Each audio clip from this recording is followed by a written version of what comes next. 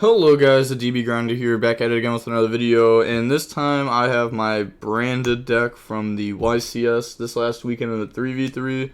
All around, we went X2-1 and dropped round 8. We lost round 8 and that kicked us out of the tournament because we were X1-1 going into day 2. Then I played a 3v3 set event the next day on Sunday, and we ended up winning that. Well, I played with a different team, but I ended up winning that, so I got like an uncut secret sheet, which is kind of cool. And let's hop right into the deck profile. So let me go ahead and move that over. Shouts to Capybara. Our team name was Capybara Studs, and the 3v3 set event is Capybara Big Rat. But hopping right in, to start off, we got 3 Aluber. This is just obvious. I shouldn't really have to talk about this. It's consistency. It's a dark monster. That's a starter, so it helps it out a lot too. Tragedy, Adlib. We thought about cutting Adlib for a while, but I'm very happy that we didn't. There's a lot of spots where like this card's just really broken. You just use it to like bring back Mirror Jade, or you can use it to bring back like Aluber for follow up. Honestly, I used it to bring back Aluber a lot, just to be able to swing over fields with the Quaddle. But those are like the Despia monsters. And then I got 2 Fallen of Albaz, standard. You know, if you play 3 of this, I just don't understand why. It just doesn't make sense. 2 Blazing Cartagia. So, first of all, you want to be able to like get access to this card a lot, and when you have 2 of this and 3 fusion deployment, you have like a 50% chance. But then also, even if you have this card in your hand, there's a lot of times where you want to be able to like Branded Fusion dump this, and then you're able to get it back during the end phase for free. I really like 2 of this. We were playing 1 of it for a while, but then realized it wasn't worth it. Oh, also, if my voice sounds weird, it's because I'm definitely sick. 1 Albion the Shrouded Dragon, standard. 1 Springen's Kit. Oh, by the way, I probably should have done my shoutouts. I completely forgot. But, I'm going to just do it now. Shout out to Anthony, John, and Charlie. John and Charlie ended up getting second at the main event in the YCS. So that's really cool. Charlie really didn't like this card. He wanted to cut it, but you just kind of like have to have it as another like consistency card. Then it's also nice to be able to banish the Mercarier to get access to this, especially if you don't want to like go through your tragedy with Gold Sark. Then 1 Mercarier. A lot of people play 2 of this. We were talking about it for a while, playing 2 of this, and then we just realized this card's just a brick. It's not good. Like, it's good if you combo, but if you don't combo, then you just have a bunch of dead cards, so you're pretty much just completely relying on Branded Fusion to not get ashed, which is like the biggest problem with the deck, and always has been. And also, even if you do end up doing the play where like you banish this with Gold Sark or whatever, you can still just bring it back with Expulsion and use its effect on field, so you really don't need 1 of it. Then 1 Lubellion, 1 Sornier. That's it for the Bestials. Magma Mutt, Druis Worm. All those cards are just really bad. They don't actually do anything for the deck. Like, I guess if you go first and you have Branded Fusion go through, Mercarier, Bestial in hand, then sure. But you didn't need these cards to win in the first place. You do need 1 Lubellion, 1 Sornier, though. These come up with your engine a lot. These are just like the engine requirements. And then Dark Magician. This is to summon out Dragoon. This was probably like the MVP for me all weekend. I won so many matches just summoning Dragoon. You literally end on just Dragoon pass. If they out it, you can Adlib summon back out the Dragoon, or you could just Branded Fusion into another Dragoon because you put this back with Lubellion. And then 3 Branded Fusion, 3 opening. We thought about cutting this down just because it takes a lot of cards to use this, but I'm really happy that we didn't because consistency is very key. If you play with this deck, there's probably a way to win. Branded Fusion, it's just a 1 of. I only needed the second one of this like once throughout the whole weekend, and it was honestly just because I think I played the game rather bad. So this shouldn't have even came up at 2. Branded Lost. This card's crazy. This is what you grab off Lubellion. And then 3 Fusion Deployment. People that don't play this card, I don't understand why. This literally just summons Blazing Cartagia for free. You can also summon Fawn of Albaz off of it. You can also summon Dark Magician. And then I'll show the other card that I can summon in a second. 1 Foolish, 1 Gold Sark. Just more consistency cards. Even if you draw these like with Branded Fusion and Engine, you can still actually just go through these just to try to get like Adlib or something for free.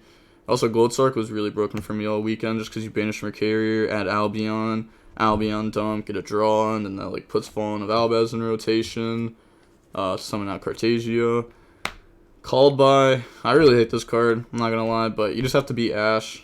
And yeah, so figure out main deck it. It's also really good versus like the mirror match or something. 3 Book of Eclipse. Everyone played this card. It's good going first, it's good going second. I definitely want to change it. Now, my next going second cards, I would consider changing the 3 Econ and 2 Talons. The reason why I would consider changing these is because Charlie and John both decided to play 3 Nib, 3 Ash, while I decided to play 3 Econ, 2 Talons, and Upstart. Now, I really liked Upstart. Having 39 cards in my deck felt really, really strong. There was actually multiple times where I upstarted into a starter, and I was like, oh, let's go, because if you play, you feel really good. And then also, with all my going second cards, being able to like be drawn, you can afford to play less of them, because you can draw them as their 6th card. You don't need it like on their turn, you can draw it as your 6th, which also made Upstart a little bit better too.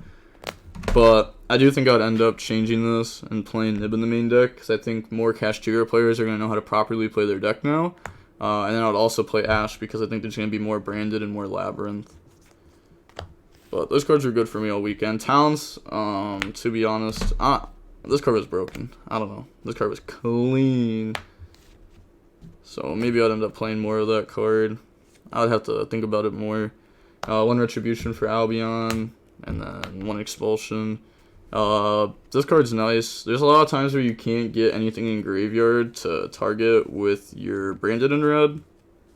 So if you can't set this up, you can't set up an interruption at all a lot of the time.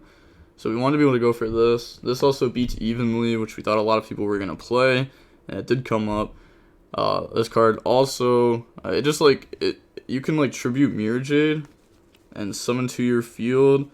Like, this was a very common occurrence where you summon like Alibert Cartagia, you get follow-up, and then you can Cartagia, or you just like bring out Fallen of Albaz and use that to go ahead and fuse. So there was a lot of cool ways to use this card. I'm definitely happy that we put it in rather last minute. And then Capybara, Ray, Free Andres Torres. For the extra deck, I played 2 Lubellion. People that play 1 of this are crazy because it's going to get ripped. And this card, you have to have this card at 2. 2 Mirror Jade standard, 2 Albion standard. Honestly, the 3rd one of those came up a decent amount. But I do think you probably should only play 2 of it. You can still win those games. And then 2 Dragoon. This works with the Dark Magician. You need this and Lubellion in your extra deck, so that way neither of these can get ripped. So that way you can still do this. If your opponent sets up full cash board and you just activate Branded Fusion, you summon Dragoon, and then Dragoon is able to go ahead and wipe the board a lot by itself. And to be honest, you can just end the game a lot right then and there. So this card was broken. And honestly, I didn't get to do it one time against a full cash board, but there was a lot of other times where I got to do it against a lot of people. The card's also really good for when time is coming also.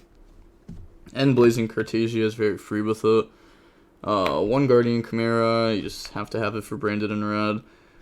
Also, this is like kind of an out to contact-y, because you can use Blazing Cartagia to summon this, and like, that just outs contact-y. 1 Grangoyle, you only need 1 of those, don't play 2 of it. If you're going second against Kashtira, and they get to the point where they're ripping your extra deck, this card won't come up. 1 Glory Dragon to search Mercarier. 1 Quaddle to summon off of the Dust Dragon. I'll talk about the changes I would have done to the extra deck in a second. 1 Dragos to Palia. This card was crazy. 1 Sprin. This is to really play around Contact-C. And then 1 Rinworm. So I'm pretty sure I only summoned this card once the entire weekend, and that was when I used Fallen of Albaz with an Empen to summon this. So that was actually really funny. But the changes I would have done is I would have cut Quaddle for Proskydion, And then I would have put Sprint into the side deck and have played Masquerade instead. The Masquerade that I play in the side deck. Because game 1, people weren't going to contact C me. Maybe after this event, though, more people will be on contact C, especially in their like hand trap decks. And then shout out to Studs group chat. Played Aquania. Shout out to Jay for getting me this card. Mine didn't come in the mail, so I was really stressed I wasn't going to be able to get it. One Aqua Dolphin. You reveal this off Fusion deployment, summon Aqua Dolphin, and this plays around Ash Blossom. So we also had 3 crossouts. So we had 8 ways to really beat the Ash on Branded Fusion, because you have these 4, 3 deployment, 1 called by. So we should be able to beat Ash more often than not, post side at least. And then played the Gimmick Puppet. You just summon this card off Expulsion, and then it goes to their field, doesn't activate, doesn't have to stay on the field. So even if they have Eclipse, it doesn't matter. They won't be able to special summon for the rest of the turn except for Gimmick Puppet monsters. And then this one's really important because you can actually reuse it, because you can Tragedy, reset Expulsion, and then out this, and then go ahead and re-give it back to them. So if you don't have a lot of follow-up, you can still go for this play. If you don't have a lot of follow-up, you usually don't go for this. Like if you don't have Oliver in rotation or something like that. But there are some times where even if you don't have the follow-up, you can still afford to just re-go for Gimmick Puppet, just because it's like so strong. Masquerade. This card is for one of the timers, clicking down. Yup, 3 contact C's, cards for Branded and Cash.